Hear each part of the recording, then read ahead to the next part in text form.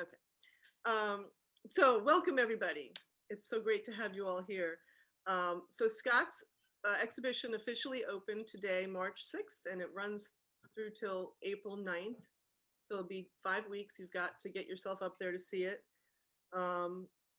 We have regular galleries again. We did do it by appointment for a short period of time, but we're back to regular gallery hours, which is Wednesday through Friday, 12 to 5, Saturday, 12 to 4.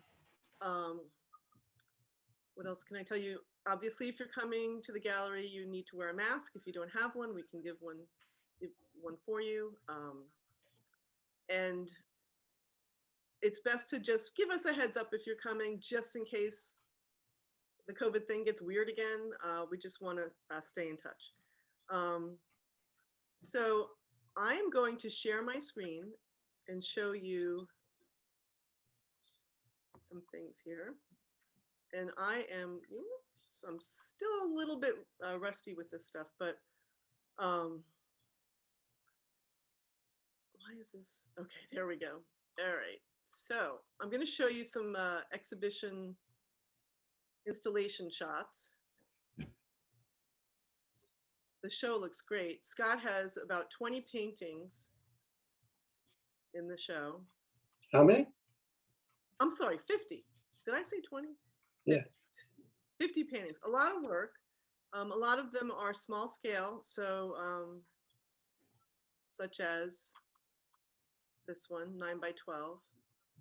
Now, Scott, I have my PowerPoint that I'm sharing is somewhat in a chronological order as we go around the gallery, but we don't need to stick to that if we don't want to. But I'm going to just flip through the first, when you first walk in and turn to the left, you're going to see these paintings, still life objects.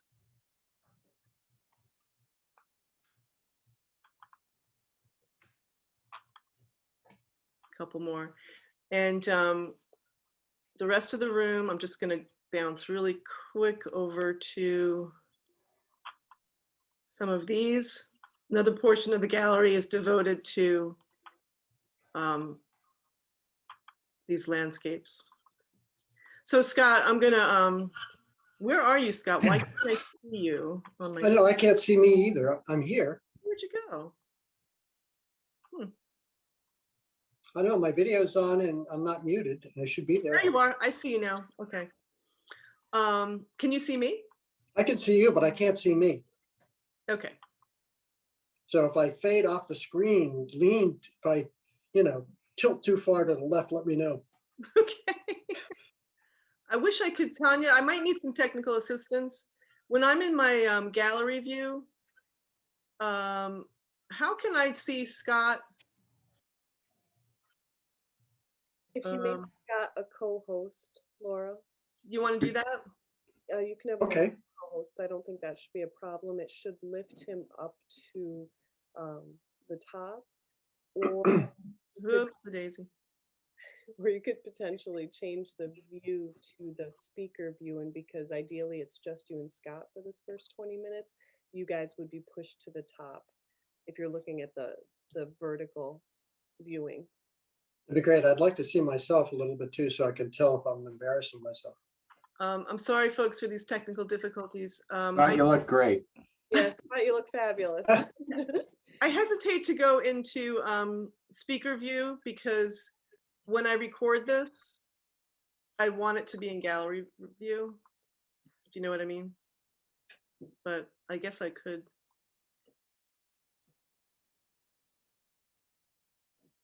There we are. Okay. But, it's great to see everybody without masks on. Yeah. People have faces. Okay, sorry about that. So Scott, there's a couple of things that we can talk about with your work, but something that is pretty obvious is that you work from observation. You've been working this way for years now. Where are you? I'm here. There you are. Sorry. So can you talk a little bit about why you work that way? What is it what gets your attention there? What's that about? Gee, I wish I knew. I think it just has to do with the very start of my painting career, and I was taught by my mentor is Barnett Rubenstein, who was an observational painter, painted still lifes, wonderful character at the museum school, and he was devoted to observation. All right, there's one of his paintings, and that's late in his life. Actually, he died, I think, in the 90s.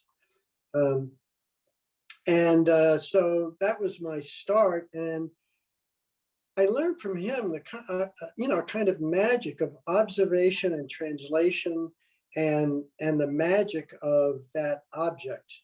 Not only was it an observed object, but it just had some magic to it when it was made out of paint yet observed. I don't know. I've just always taken to it. Yep. I have worked abstractly from time to time, but even then, I've worked from observation. Yeah, yeah. And when we were getting ready for the show and installing the show, we were talking about painters that we both like, and it was two painters that came to mind in this discussion: Morandi and Albert York. Fabulous painters, and I feel like you're part of that family of Morandi and York. I can pull up for those. Scott gave me a couple of images of these artists to share. Morandi, also well known for his still lifes, but we don't have a still life here. Sorry about that. Well, I didn't want to include a Morandi still life because it's really, they're pretty well known, but with this latest work, I was really more focused on his landscapes, and thinking about how he translated the landscape into painting in terms of color and shape. And so I thought it would be good to include one of those that people are much less familiar with, Morandi landscapes. Right. And here's an Albert York. Yeah, I haven't been painting any cows lately, but I just love this painting. It's just a beautiful painting in terms of color and form, and again, the hand that he brings to the painting. Actually, Albert York is a fairly late artist for me. I didn't really know him years ago, so he's a later discovery. But I love his work. Yeah. I think he's known as one of the most celebrated unknown artists. Something. Yeah. But yeah, I discovered him maybe 20 years ago and just love his work. So we'll put these up and people can take a look and Google their names later maybe and learn more about those artists. Yeah, I love, like in this particular painting, the fact that the drawing is so visible. It feels drawn, it feels painted, it feels observed. So it just has a lot of qualities that I really enjoy about painting. And I also noticed that the ground that his ground behind the paint also comes through, which is something that I enjoy doing too. And here's an example of one of those paintings where you have a red ground. You're working off of a red ground. I think you can see my cursor maybe. There's little flecks of red popping through. And this chair, there's a series of these chairs, beautiful paintings. They're different sizes, but they're all within the ballpark of 14 by 11, 14 by 12. Yeah. And this is a chair we've had kicking around in my house for decades, and we never know what to do with it. We sort of roll it around. It doesn't really fit anywhere. It's kind of an awkward chair, but it's just a piece that we've always liked, even though, and you can't really sit in it because one of the legs are weak, and if you move it, the wheels fall off. But it's got this beautiful green, like Naugahyde or whatever that vinyl surface is.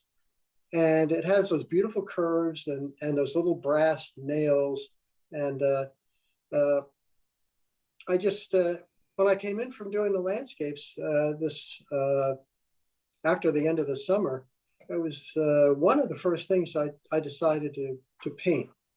And I hadn't painted it before. And then I thought, oh, well, why not put a pillow in it?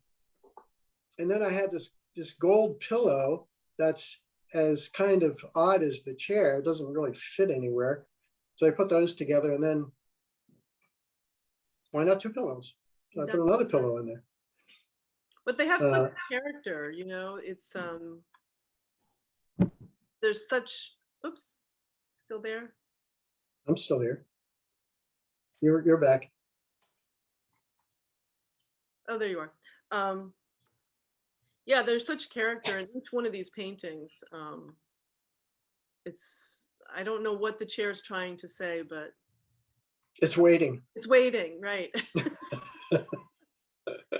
And then these are really beautiful, really rich still life paintings, more of the plants. So you've got to come see the show, because seeing this online just doesn't do this justice. The whole brushwork of everything in the painting is treated a certain way. The surfaces are so rich. Here's another one. Yeah, these the plague spring paintings were a little. They were in the spring, plague spring, just as we were beginning to adjust to this plague, and so I was started to paint these sort of indoor still lifes, and I just found that they're autobiographical in the sense that they reflect just sitting around, kind of waiting for the world to be something, you know, with this COVID business. And so they have an autobiographical thing about them, in the fact that they're just a reflection of what it was like to wait. Right. Yeah, we talked when we were putting the show together, we talked a little bit about the autobiographical aspect to a lot of your work. And you said these are your shoes that are also waiting so that you can get dressed and go to an opening, right? Yeah, they're my dress shoes. They're all polished, shined up, although I had to dust them off to paint them because they're all sort of dusty. Right. They're just sitting in the closet waiting to be worn. Yeah. I love this painting. We were talking about Morandi earlier, and just the real deliberate attention and focus that you have in observing these objects, but you make it look like the paint is so yummy. The other thing I want to tell people, I don't know, I mean, there's a faint hint of oil paint when you walk in the gallery because the work is so new. It's not overpowering. I personally love that smell, but it doesn't smell like, you know, an artist studio, but there's this linseed oil kind of smell. I just remembered that. Here's another object. I mean, any object in Scott Brodie's hands becomes this amazing painting. Here's his old backpack, which might actually lead us to, we could go out into the woods now, if you'd like. That's right, we could. Okay. So I could say a few things about these. There's two sets of tree or woods paintings. There's one with smaller panels and smaller canvases that which I painted directly outside. I went outside, I set up my easel out in the backyard and painted for many weeks. A lot of small canvases. And at a certain point, I started to kind of use up the backyard, and I discovered that I'm really not what's called a plein air painter. A plein air painter is a painter who goes out and paints on site. And I found that taking all my gear out and setting up and painting out and swatting bugs away and wearing, you know, mosquito netting, and it just didn't really work for me. I'm really a studio painter. So by the end of the summer, I decided to come back into the studio and paint, but I wanted to continue painting the landscapes, A, and B, I didn't want to paint from the photographs. I've painted from photographs over time, but I find that if I paint from the photographs, the painting is a painting of the photograph, not the source of the photograph. And so I was thinking about, okay, so how do I continue making these landscapes without painting directly from the photograph? So I decided what I would do would be to draw from the photograph, like this painting we're looking at now, drawing we're looking at now. I drew that from the photograph and then put the photograph away and then just painted from the photograph. So the painting was From the drawing. was once removed from the photograph, and is really a painting that's it's of the drawing, but it's also now has to be really invented because the drawing has so little information in it compared to, you know, say a photograph or being out in the space. Could you go back to the drawing for a second? Sure. Yeah. So there's a lot of, when you look at this drawing, and it's basically maybe 3 shades of values. You know, there's a really dark, a sort of medium value, and then maybe a slightly lighter value, and then the value of the paper, and a bunch of shapes. So I had to really translate that into color and space and light and make a painting out of it. So that was a whole new challenge for me that I really had a lot of fun with, or a lot of aggravation with. I guess both. Right. And just to be clear, well, first you were looking at a photograph and then you did a drawing from that. And then Yes. you put the photograph away Yes. and you worked from the drawing Yes. and made the painting. Yes. And we have another example of that. So the paintings have a lot of invention in them because there's just not enough information in the drawing to, you know, there's no color, there's no space to speak of. So it becomes a real interesting adventure in inventing space and light and color in the paintings from the drawing. Yep. Yeah, I love that. I love these, you know, you wouldn't know this unless you heard, I don't think you would be able to, you would know this process unless Scott told you. So it's really interesting to learn how artists will, in Scott's case, do something to, you know, break it up, you know, mix Yeah. something up, make an obstacle or not necessarily an obstacle, more freedom. Because Well, yeah, and it's also, you know, what's the mother of invention? Necessity. You know, I wanted to make these paintings, continue to make the landscape paintings, but didn't want to work outside anymore. So I had to figure out how to do it. yeah. So it's, you know, even, you know, it's, as a painter, I never get locked into one way of doing anything because every painting is a new Mhm. challenge, is a new way of seeing something, is a new way of doing something. I don't know. Right. And it's good to mix it up every once in a while. I mean, you said that you you know, you did this for a while and then you went back to I'll pull up, I think that this was after Yeah. you came inside, Yeah. back to the observation again. Yeah. When I did that series of the larger landscapes from the small drawings, then I decided to go back in and paint some still lifes again, which the chair and this coffee urn, and you know that's where my traditional home is, Mhm. painting still lifes from observation. But still, you know, every painting is its own challenge, and so many of these paintings, this one included, was really scraped off. I painted it, it wasn't working right. I have a big, fairly large palette, and I also use a kitchen scraper that you use for. Hang on, I'll grab it. I think it's over here. It's a. We're in Scott's studio.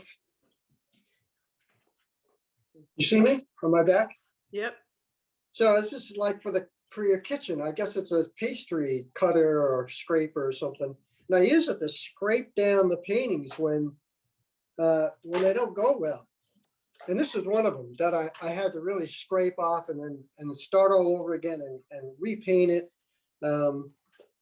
But as I was saying to you the other day, when I get to the point where I really don't like the painting or the painting isn't working for me, then I feel really free because I can't ruin it. At that point, I can scrape it and repaint it. Uh, I'm not saving anything. It just becomes a kind of a free painting. And oftentimes that's when they work, as in this case. Yeah. Yeah, we were getting quite philosophical because it's about letting go, right? Right. And you know, the other thing about, if you can see where my cursor here, just when you're in front of these paintings, I mean, there's this very interesting brushwork, this highlight on this can here, coffee maker. You've got strokes going this way and then these go, I mean, and you can't really see that in a slide. They're just, the texture of the paint is just so, it's very yummy. Mm. This is another painting I love. Plant in a bag, again, something seemingly simple. I just love this painting. Mm. And if you look at the flecks, there's the flecks of red that kind of, I love the way that creates a shimmer throughout the work, that red ground underneath. Here's another one, Plague Spring again. This is from the spring. Oh, and then there's also the lawnmower, right? Right. And yeah, because we were mowing our lawns, it's, what are we doing? We're Right. staying home and doing stuff. You were beached in the So backyard, right? yeah, so there it was. I said, oh, I'll paint that. And then we had a rainy day. And so I couldn't go outside. So I went in the garage and I painted a snowblower, Yeah, which was the next photo. yeah, snowblower. Beach. This is the Beached in the Backyard series. Yeah. So it was raining. So I was like in the garage and I painted in there instead. And then we've got a series. This is part of the waiting series. These are from this year. This is in the last month or so. You did this series of the glasses. Yeah. Yeah. From the last, from 2021. Yeah. Yeah. So. And probably this set of four of these wines is the most specific or narrative of all the paintings I made. And it had it really, I was thinking in terms of the waiting and the drinking of the wine while we're sitting home, and then the empty bottle. It's like, that's what we're doing. At least that's what I'm doing. We're all waiting and we're all drinking too much, right? Yeah, right. Oh man. Yeah.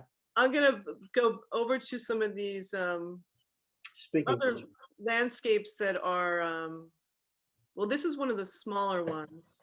Oh, and here's another drawing. There's another example of that Yeah. drawing from or painting from the drawing. So this drawing is related to this painting. Yeah. And then again, we have this drawing is related to this. I mean, I find that remarkable that this translates into that. Well, it's amazing what paint will do when you spread it on a surface, because it magically becomes, the ground out there. Yeah. So it follows pretty closely to that drawing. But then there's also a lot of invention that has to go on. Like, I can't point at it, but I wonder if I might point at it now. Anyway, this bunch of Tell me when trees, it's getting warmer. the bunch of bushes on the left, I mean, it's really a lot of inventing going on there, because the drawing only gave me some clues as to what to do with the paint over there. Mhm. So I just said, okay, well, there are these sort of roundish kind of forms with light on them and shadow, Mhm. and Yeah, I mean, in this one, you can see this rich texture. Some of the images, it's hard to translate that on the computer screen. And this is actually one of the larger ones. And again, you're painting on a red ground in this one, correct? Yeah. Yeah, so it adds. Yeah, burnt sienna is the color, actually. Wow. Same here. Really rich, big. These are pretty big. No, I named that one the knoll, the one we were just looking at, the Yeah. knoll. Because it's a word we never use, and it's only associated, of course, with the Kennedy assassination, right? The gunman on the grassy knoll. So Mm, it doesn't mean anything in terms of the painting, but right. that's why I use the word, just because it was in fact a knoll. Yeah. When we were talking as we were preparing for the show, you had said uh, something like, "Are you going to ask me about how the pandemic has affected my painting?" And I don't think I was necessarily going to ask it in that way, but I have found that a lot of artists, it's not necessarily changing what they paint or how they paint, but it's given them maybe some time, more time in their studio. And I think that's Well, that's true. I mean, it's, in some ways it's great not to have anywhere to go. mhm, Not visiting, not doing social events, not going to art openings, except for this one. No restaurants, it's just kind of staying home. yeah, And so there's a lot more time, there's a lot more energy to put into the work because there's very, very little distraction. yeah, So in some ways, there have been benefits. I mean, the problem is, of course, you have a pestilence knocking at the door, and kind of ruins everything. yeah, But nonetheless, yeah, so they're autobiographical in that sense that they represent a time and a space to make them. right, right. I get it. Oh, I'm sorry. I meant to show this one. This one is this enough? This is a larger one. Well, not, this is actually medium size. Is this another example of you working from a drawing? No, I actually worked this one directly outside. This is one of the plein air paintings, Oh, that's interesting. directly outside. That's why there's no drawing for it. I It's worked this actually, directly. oh, I'm sorry. Yeah, It yeah, feels, this is directly from observation. Yeah. right. It feels a little more abstract than some of the others though. So it's, Well, it's kind of, I haven't painted trees before, or not many anyway, over my painting career. I got this patch of woods in the back, and there's different kinds of trees. There's some evergreens and there's some leafy things. And I didn't want to start painting leaves, little dots of leaves. And, it's like, how yeah, do you paint a bunch of leaves in a little forested area? And then, so I started thinking, well, there are shapes out there. If I could sort of stand back a little bit, the clumps of leaves form these sort of forms, three-dimensional forms, shapes and three-dimensional forms. And so I started to simplify, these branches of leaves into these shapes and forms. And so nope, there it is. there it is. So I think this is part of the series of the smaller ones. So I think, Scott, what I'm going to do now, we've covered a lot of these. I'm going to open this up to the chat room. I'm going to stop my share because I can't see the chat room. Okay, good. So I stopped sharing the screen. So lots of questions here. I can see myself. And now you can see yourself, and maybe you can even see everybody else too. I can see a bunch of people. Okay, good. So from David, hi, I just wanted to comment on Scott's statement on the website, which I really liked for its simplicity and for his choice of the phrase longer shelf life for an artist. I'm sorry, longer shelf life for art that is perhaps less topical, makes sense. I think that referred to that question of your art is not necessarily about the pandemic, but it's taking place during the pandemic. Am I correct? Yeah, exactly. So it reflects a feeling or an attitude maybe, but it's not pictures that pertain directly to the pandemic. Like I didn't want to paint pictures of masks or something like that. Right. Okay. And Mirandy, he agrees. Mirandy, exclamation point.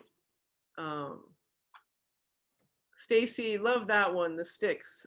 Susie, the sticks. Gina, I'm with you guys. The sticks. DCR, love the lawnmower. Tanya, I love the lawnmower too. Can you see this chat room?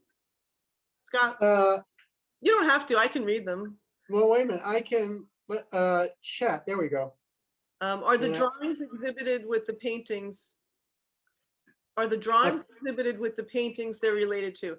They're nearby, but they're not right next to them. Yeah, there are 4 drawings in the show that relate to paintings that are nearby. Yeah. But, What's but this one? You showed us the tool you used. What? Wait a minute. To take the paint off. What is the tool or set of tools you use to put the paint on? Brushes and palette knife. I mean, you know, standard painting apparatus. You might be able to see behind me over there. mhm. You know, it's my palette table and the cans of bunches of brushes in it. And then there are metal palette knives I use to paint with too. So I paint with brushes and palette knives. And Seth wanted to know, are the photographs on display? The photographs are not on display. It's only 4 drawings that are near in Right. proximity of the work that they're related to. But Scott showed up with a stack of, I don't know, you must have had like 30 drawings. Yeah, I think I had 17 drawings that I brought. Yeah. Oh, okay. Leave from there. That parking area. Yep. I'm gonna mute that. Okay. Let's see. Love the coffee urn. As Chris, as a non-painter, I'm wondering if you always work starting with a CAD red or colored ground, and if so, why? Well, not always. I sometimes just work with a straight white ground. But if I find that if I paint fairly loosely, some of that ground, the ground meaning the original color of the surface, is going to poke through here and there. And the white becomes very stark. And then I have to go back in and like fill in all the little white areas, which doesn't seem to be much about the painting other than covering something up.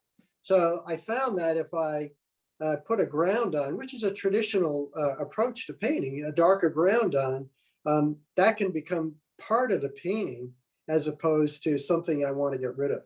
And so I chose a kind of warm reddish, warm reddish color, because I was using painting with a lot of green. So it sort of made sense. It set up a kind of interesting, I don't know, it looked interesting. Mm-hmm. Yeah. I for a while I was using a green ground, and I did some portraits several years ago, and one I did of my father-in-law, and I had a green ground underneath the painting of his portrait, and some of that green showed through, and it kind of makes him almost look sickly, and he was wondering, like, why did I do that? And I was looking back at actually medieval painting and early Renaissance painting. They often use green on their figures and then painted the flesh tones over it. So that was my thinking back then. Right. And then I'm going to close that screen. DCR, so in relation to that question, is this the first time you've done a series with colored ground? Actually, you answered that. Yeah, no, I've done it off and on forever, yeah. Here's an interesting question from Mark. Does Scott try to communicate certain ideas in the paintings, or is it just your interpretation of what you see?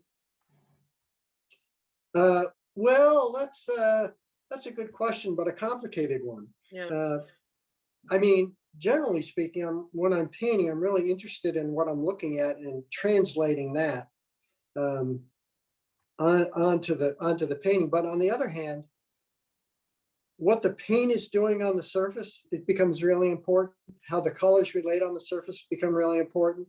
I'm not trying to communicate a particular verbalizable idea with that, but it's not simply making the picture as much as it's making a painting that stands as an object itself. It has a presence as an object.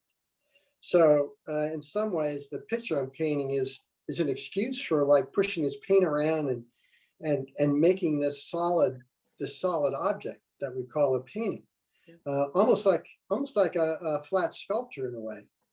Is Paul still there? That was for you, Paul. Yeah, So, that, I think, I mean, you could paint anything, you know, I mean, you just want to paint. yeah. But on the other side of that, you know, they're autobiographical. They're who I am and what I am and what I'm doing. So I recognize that also becomes part of the idea in the painting themselves. It's what I have around my house. It's what I'm looking at. It's just the ordinary things that I live with. Yep. Yeah. What about portraits? Well, I've painted quite a few portraits over the while, but I haven't been this year. I'm thinking about doing some more. The problem with portraits is, again, you got to have people to sit for portraits if you want to paint directly. Yeah. And then, so that's, you know, it's just a problem. Yeah. So, and I'm not really that interested in painting from photographs to do the portraits. I have over time, Right. but it doesn't have the same energy for me to do that. Right. Another question from Brian. Do you feel that having a studio in your home was a benefit to you during the pandemic? Oh yeah, totally. Yeah. I mean, I just roll out of bed and there's my studio. The downside is it's way too close to the refrigerator. So, you know, it creates a bit of an issue with, you know, because while I'm painting, you know, it's funny because, as Laura, you mentioned the other day about loving to paint. Sure, I love to paint, but I hate it at the same time. So I'm painting away, you know, I'm about 45 minutes into painting in the morning, and I'm looking at my watch and I'm thinking, is it time for lunch yet? So being that close to the kitchen, you know, I find myself drifting off into the kitchen and, you know, taking a lot of breaks that are food oriented. So that's the downside. But on the other hand, no, I love having a studio in my house. I really enjoy it. I used to have a large loft that I lived in Arbor Hill, and had a really large studio adjacent to my living space. So I have a history of kind of having my workspace in my living space, and it's only the years that I taught at St. Rose where they gave me a studio, where I really had to travel to get to the studio. But then I was teaching there, so that made it easier too in that way. Right. But I think it's been a great asset to have a studio in my house, even though it's much smaller than the one I had at St. Rose. Right. It's good. Okay, I've got more questions. So Paul Miyamoto, who's going to be showing after you at the Hey, Paul. Art Project. Hi, Paul. Your common objects are painted with such vitality. Personal parentheses because they're yours, and accessible because we all own some of the same objects. So I guess that's just a not just, but that's a comment. Right. And then from Ben Schwab, who's actually shown at the Arts Project too, a couple of years ago, or I don't know, 10 years ago. Hey, Ben. Hey, Ben. So amazing work, Scott. Such tactile, luscious paintings. Love how unapologetically fussy and unfussy they are at the same time. How long does it typically take you to complete a painting, and do you work on multiple paintings at one time? Fussy and unfussy at the same time. That's an interesting observation. How long does it take? Well, I think of that every painting has taken me so far about now going on 50 years. Right. Because everything that goes into every painting I make is, you know, it's an accumulation of all that. But from start to finish, it depends whether a few days usually for the smaller ones, and longer for the larger ones. They don't take all that long, unless I'm scraping them off and starting again, and then they can stretch out. Yeah. Do I work on more than one at a time?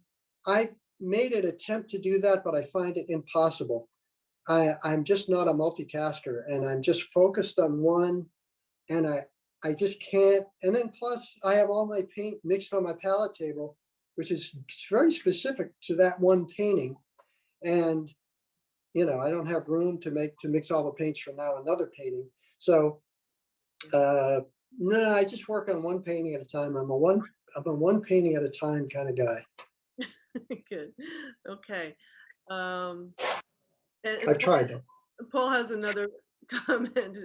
Funny, I get that eating is part of painting. I can relate to that. Unfortunately. We'll go in for, my painting is near the house, and I mean, my studio is near the house, and I often go in for a snack. You just need that little break, just Yeah. in for a break, or pop out for. Okay, I've got Kathleen Crowley. I feel your Hi, Catherine. Waiting and Beached series do a great job of capturing the sense of suspended animation so many of us have experienced during the pandemic. Like your coffee urn, I often feel shelved in many ways. Did you intend to convey that sense to the viewer, that we are objects on the sidelines in some sense? It's an interesting interpretation, and I love that.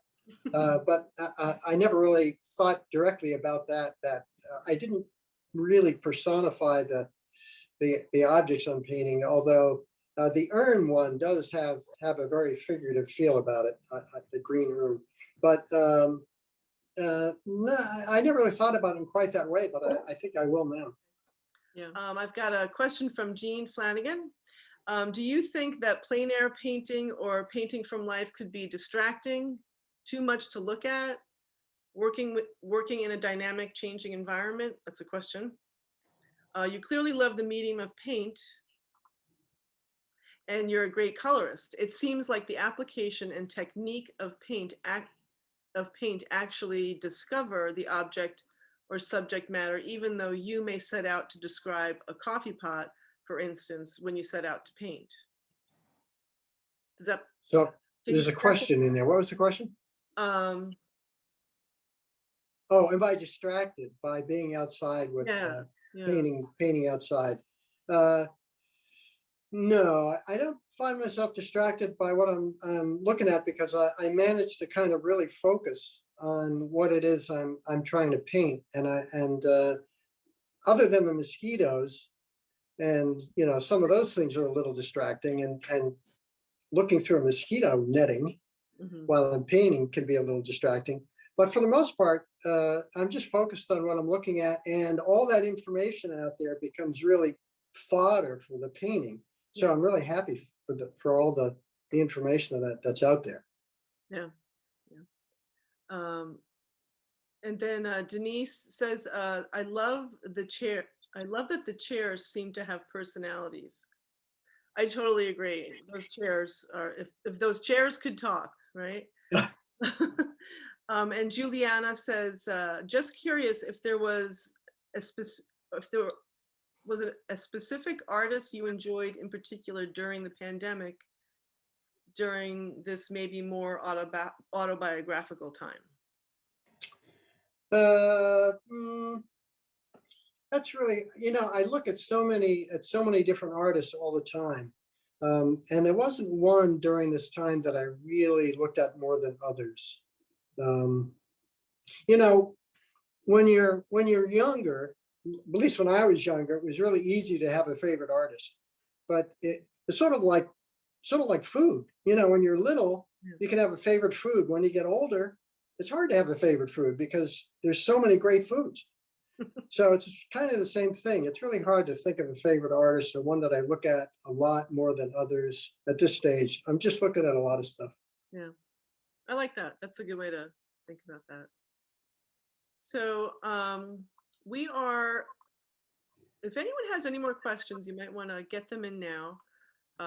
We were going to go about 45 minutes, so we're just a little bit over that. Again, I just want to remind people the show is up through April 9th, Wednesday through Friday, 12 to 5, Saturdays, 12 to 4. We can also meet you, either Tanya and I could meet you at the gallery if you can't make one of those days. What else can I say? I'm gonna share my screen one more time here. Are there any more? Do people have any more questions?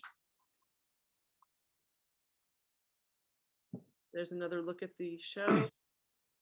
Actually, if I want to see, oh, we do have another question. Okay, Michael Oatman. Scott, great talk and show. I've been following your work since 1989 when I moved here. I remember the massive vessels that you showed at Best Cutler, I think. So your work has always struck me as revealing things as icons in some way. Maybe this goes back to the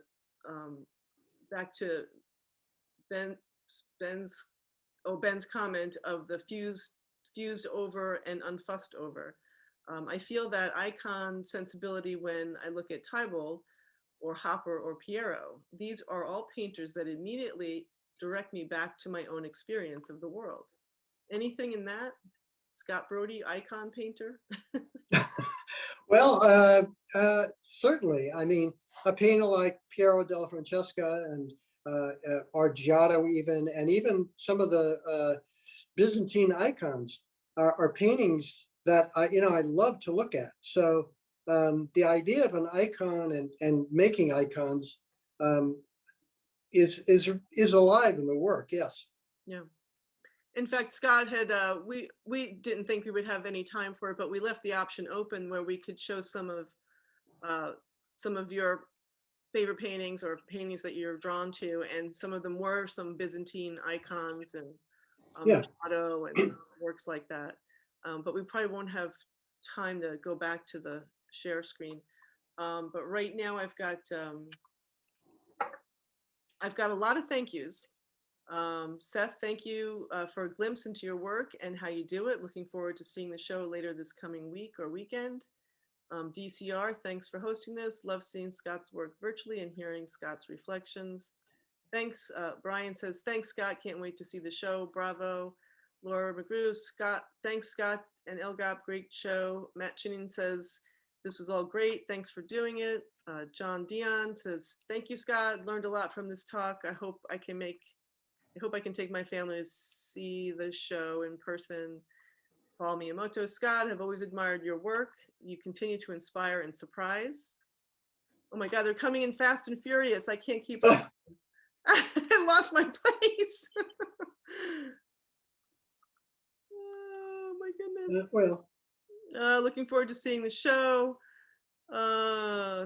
Jean, thank you for this. Looking forward to seeing the show. Denise, thanks, Scott. Great to hear your reflections, your art. I live in Vermont and there's no cross-state traveling yet, so this has been wonderful. Linda says, beautiful paintings reminds me of Cezanne, some of Cezanne's still lifes.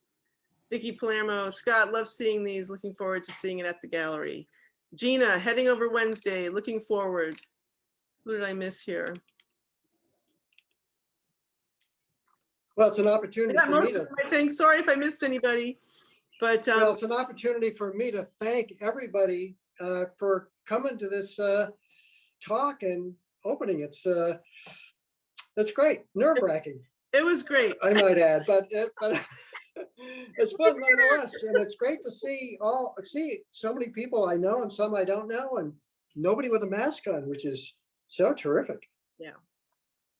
Yeah. So thanks everybody. I appreciate it, and go see the show. Yeah.